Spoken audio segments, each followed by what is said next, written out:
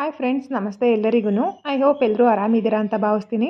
ಇವತ್ತು ನಾನು ಸಿಂಪಲ್ಲಾಗೇ ಹೇರ್ ಫ್ರೆಶ್ನರ್ನ ಮನೆಯಲ್ಲಿ ಯಾವ ರೀತಿ ರೆಡಿ ಮಾಡ್ಕೊಬೋದು ಅಂತ ಹೇಳ್ಬಿಟ್ಟು ತೋರಿಸ್ತಾ ಇದ್ದೀನಿ ನೋಡಿ. ಇದು ತುಂಬ ಈಸಿಯಾಗೂ ಇರುತ್ತೆ, ಆರಾಮಾಗಿ ನಾವು ಮನೆಯಲ್ಲಿ ಮಾಡ್ಕೊಬೋದು ನೋಡಿ. ಇದಕ್ಕೆ ನಾನು ಪುಡಿ ಉಪ್ಪು ತೊಗೊಂಡಿದ್ದೀನಿ, ಇಲ್ಲಿ ಒಂದು ಕಂಫರ್ಟ್ ತೊಗೊಂಡಿದ್ದೀನಿ. ಫ್ಯಾಬ್ರಿಕ್ ಕಂಡೀಷ್ನರ್ ನೀವು ಬೇರೆ ಯಾವುದಾದ್ರೂ ತೊಗೊಬೋದು.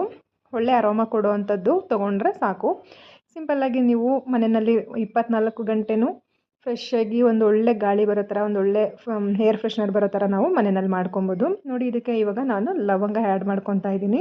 ಹೊರಗಡೆಯಿಂದನೇ ನಾವು ಏರ್ ಫ್ರೆಶ್ನರ್ ಅಥವಾ ರೂಮ್ ಫ್ರೆಶ್ನರ್ನ ತೊಗೊಂಡು ಬಂದು ಯೂಸ್ ಮಾಡಿರ್ತೀವಲ್ವ, ಮನೆಯಲ್ಲಿನೇ ಈ ಥರನೂ ಒಮ್ಮೆ ಟ್ರೈ ಮಾಡಿದಾಗ ನಾವು ನಮ್ಮ ಕೈಯಾರೆ ಮಾಡಿದ್ದು ಅಂತ ಹೇಳ್ಬಿಟ್ಟು ಇನ್ನೂ ಖುಷಿ ಇರುತ್ತೆ ಮತ್ತು ಫ್ರೆಶ್ಶಾಗೂ ಇರುತ್ತೆ, ಒಳ್ಳೆ ಅರೋಮಾ ಕೂಡ ಬರ್ತಿರುತ್ತೆ.